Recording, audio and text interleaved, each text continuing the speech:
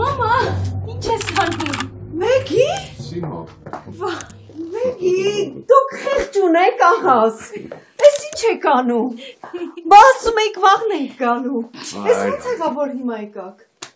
Մեգի, գնամ օրդ ջուր բեր։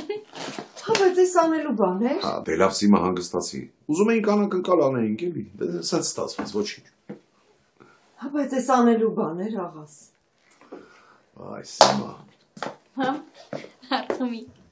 Խմի Սիմա ջան, ոչինչ։ Հիմա սենց ստացվեց։ Խիղճներդ կտրվի։ Ես էլ ինձ կոտորում եմ, ուզում եմ ձեզ դիմավորեմ,